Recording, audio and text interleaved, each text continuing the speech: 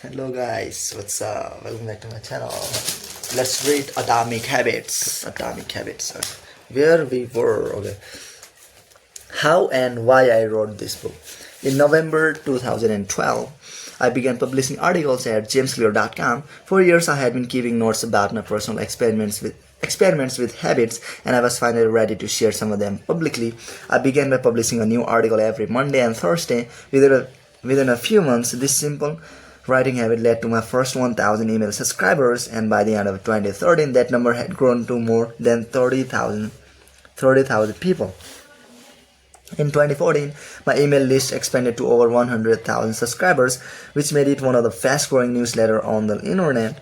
I had felt like an imposter when I began writing 2 years earlier, but now I was becoming known as an expert on habits, a new label that excited me but also felt uncomfortable. I had never considered myself a master of the topic, but rather someone who was experimenting alongside my readers. In 2015, I reached 200,000 email subscribers and signed a book deal with Penguin Random House to begin writing the book you are reading now. As my audience grew, so did my business opportunities.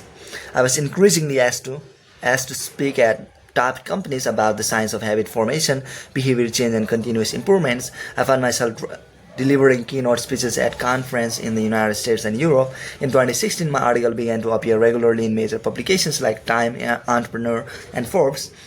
Incredibly, my writing was read by over 8 million people that year. Coaches in the NFL, NBA, and MLB began reading my work and sharing it with their team. At the start of 2017, I launched the Habit Academy, which became the premier training platform for organizations and individuals interested in building better habits in life and work. Fortune 500 companies and growing startups began to enroll their leaders and train their staff. In total, over 10,000 leaders, managers, coaches, and teachers have graduated from the Habit Academy, and my work with them has taught me an incredible amount about what it takes to make habits work in the real world. As I put the finishing touches on this book in 2018, jamesclear.com is receiving millions of visitors per month, and nearly 500,000 people subscribe to my weekly email newsletter, a number that is so far beyond my expectations when I began that I'm not even sure what to think of it. How this book will benefit you.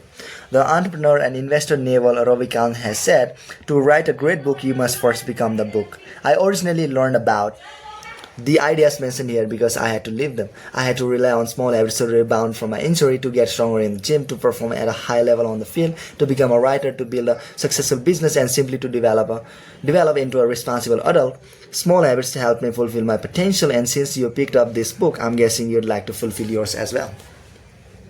In the pages that follow, I'll share a step-by-step plan for building better habits, not for days or weeks, but for a lifetime. While science supports everything I've written, this book is not an academic research paper, it's an operating manual. You'll find wisdom and practical advice front and center as I explain the science of how to create and change your habits in a way that is easy to understand and apply. The fields I draw on, biology, neuroscience, philosophy, psychology, and more, have been around for many years. What I offer you is a synthesis of the best ideas smart people figured out a long time ago, as well as the most compelling discoveries scientists have made recently. My contribution, I hope, is to find the ideas that matter most and connect them in a way that is highly actionable. Anything wise in these pages you should credit to the many experts who preceded me.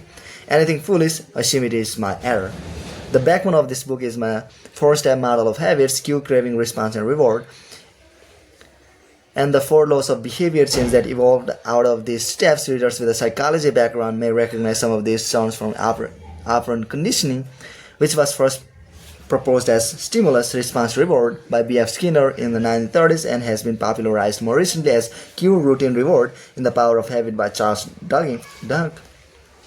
Behavioral scientists like Skinner realized that if you offered the right reward or punishment, you could get people to act in a certain way. But while Skinner's model did an excellent job of explaining how external stimuli influenced our habits, it lacked a good explanation for how our thoughts, feelings, and beliefs impact our behavior. Internal states, our moods and emotions matter too.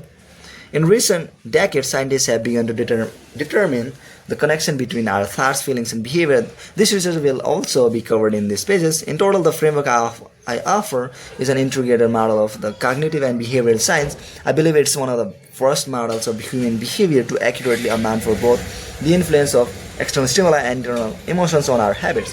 While some of the language may be familiar, I am confident that the details and the applications of 4 laws of behavior change will offer a new way to think about your habits. Human behavior is always changing, situation to situation, moment to moment, second to second, but this book is about what doesn't change. It's about the fundamentals of human behavior, the lasting principles you can apply on year after year, the ideas you can build a business around, build a family around, build a life around. There's no one right way to create better habits, but this book describes the best way I know, an approach that'll be effective regardless of where you start or what you're trying to change. The strategies I cover will be relevant to anyone looking for a step-by-step system for improvement, whether your goals center on health, money, productivity, relationships, or all of the above. As long as human behavior is involved, this book will be your guide. The fundamentals. Why tiny changes make a big difference. The surprising power of atomic habits. The fate of British cycling changed one day in 2003. The organization, which was the governing body for professional cycling in Great Britain, had recently hired Dave Brailsford as its new performance director. At the time, professional cyclists in Great Britain had endured nearly 100 years of mediocrity. Since 1908, British riders had won just a single gold medal at the Olympic Games, and they had fared even worse in cycling's biggest race, the Tour de France. In 110 years, no British cyclist had ever won the event. In fact, the performance of British riders had been so underwhelming that one of the top bike manufacturers in Europe refused to sell bikes to the team because they were afraid that it would hurt sales if other professionals saw the Brits using their gear. Brailsford had been hired to put British cycling on a new trajectory. Which made him different from previous coaches was his relentless commitment to a strategy that he referred to as the aggression of marginal gains, which was the philosophy of searching for a tiny margin of improvements in everything you do. Brailsford said the whole principle came from the idea that if you broke down everything you could think of that goes into riding a bike and then improve it by 1%, you'll get a significant increase when you put them all together. Brailsford and his coaches began by making small adjustments you might expect from a professional cycling team. They redesigned the bike seats to make them more comfortable and rubbed alcohol on the tires for a better grip. They asked riders to wear electrically heated overshorts to maintain ideal muscle temperature while riding, and used biofeedback sensors to monitor how each athlete responded to a particular workout. The team tested various fabrics in a wind tunnel and had their outdoor riders switch to indoor racing suits, which proved to be lighter and more aerodynamic. But they didn't stop there. Brailsford and his team continued to find 1% improvements in overlooked and unexpected areas. They tested different types of massage gels to see which one led to the fastest muscle recovery. They hired a surgeon to teach each rider the best way to wash their hands to reduce the chances of catching a cold. They determined the types of pillow and mattresses that led to the best night's sleep for each rider. They even painted the inside of the team truck white, which helped them spot little bits of dust that would normally slip by unnoticed but could degrade the performance of the finely tuned bikes. As these and hundreds of other small improvements accumulated, the results came faster than anyone could have imagined.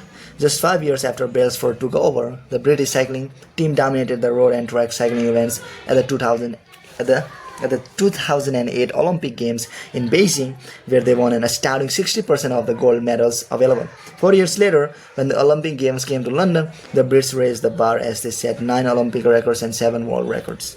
That same year, Bradley Wiggins became the first British cyclist to win the Tour de France. The next year, his teammate Chris Froome won the race, and he would go on to win again in 2015, 16 and 17, giving the British team 4 Tour de France victories in 6 years. During the 10-year span from 2007 to 2017, British cyclists won 178 world championships and 66 Olympic and Paralympic gold medals, and captured 5 Tour de France victories in what is widely regarded as the most successful run in cycling history.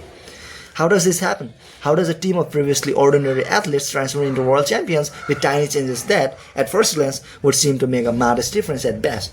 Why do so small improvements accumulate into such remarkable results? And how can you replicate this approach in your own life? Why small habits make a big difference? It's so easy to overestimate the importance of one defining moment and underestimate the value of making small improvements on a daily basis. Too often, we conceive ourselves that massive success requires massive actions, whether it's losing weight, building a business, or writing a book, winning a championship, or achieving any other goal. We put pressure on ourselves to make some earth-shattering improvements that everyone will talk about. Meanwhile, improving by 1% isn't particularly notable. Sometimes it isn't even noticeable, but it can be far more meaningful, especially in the long run. The difference a tiny improvement can make over time is astounding. Here's how the math works out. If you can get 1% better each day for 1 year, you'll end up 37 times better by the time you're done. Conversely, if you get 1% worse each day for 1 year, you'll decline nearly down to zero. What starts as a small win or a minor setback accumulates into something much more. 1% better every year. 1% worse every day for 1 year, 0.365, 0.003%. 1% better every day for 1 year, 1.01, 37.78% better.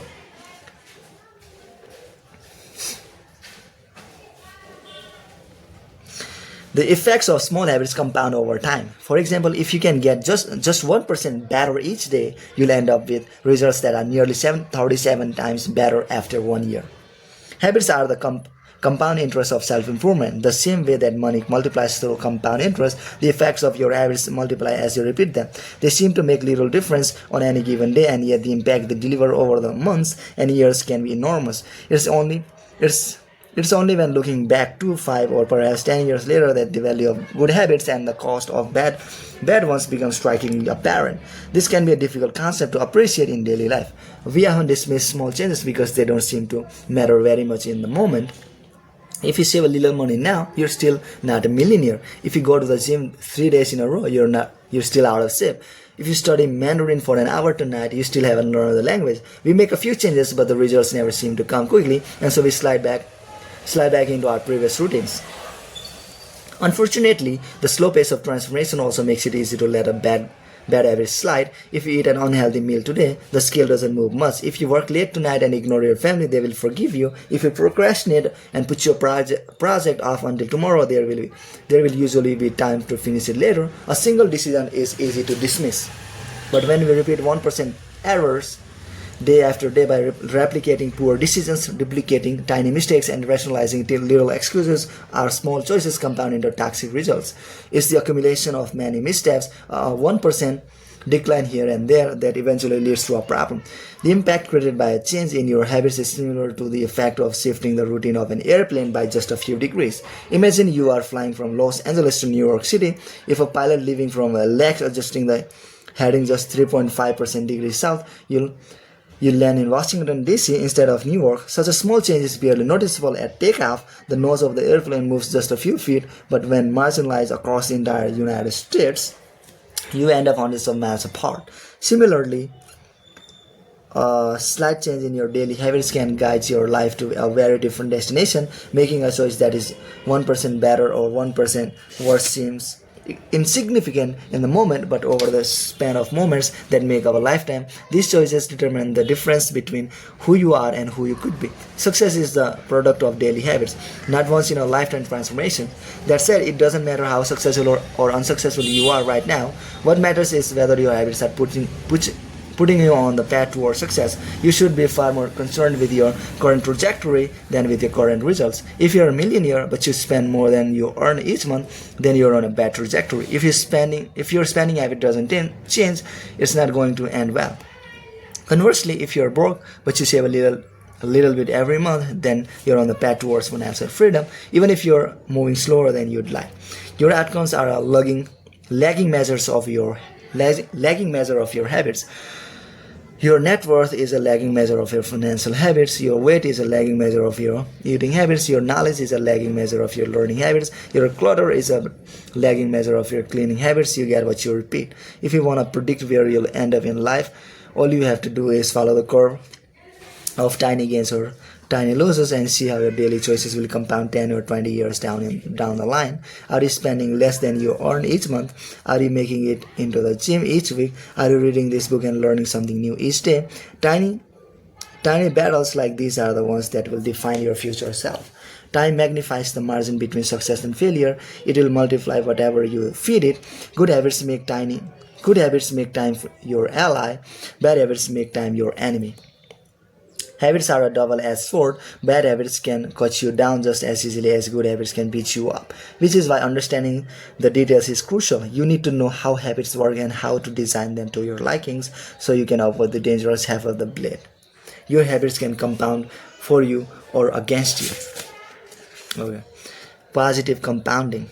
Productivity compounds.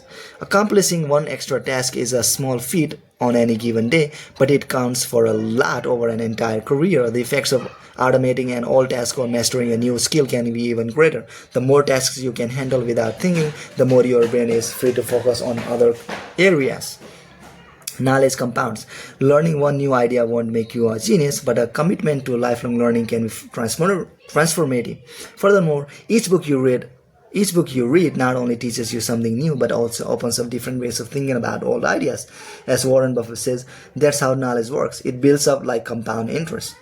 Relationships compound. People reflect your behavior back to you. The more you help others, the more other wanna help you. Being a little bit nicer in each interaction can result in a network of broad and strong connections over time. Negative compounding. Stress compounds. The frustration of a traffic jam, the weight of parenting responsibilities, the worry of making ends meet, the strain of slightly high blood pressure, by themselves, these common causes of stress are manageable, but when they persist for years, little stresses compound into serious health issues. Negative thoughts compound. The more you think of yourself as worthless, stupid, or ugly, the more you condition yourself to interpret life that way. You get trapped in a thought loop. The same is true for how you think about others. Once you fall into the habit of seeing people as angry, unjust, or selfish, you see those kinds of people everywhere. Outrage compounds. Riots, protests, and massive movements are rarely the result of a single event. Instead, a long series of microaggressions and daily aggravations slowly multiply into one event, tips the scale, and outrages spreads like wildfire. Wildfire.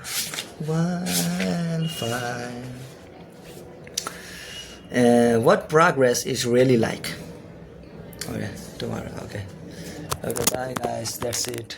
See you.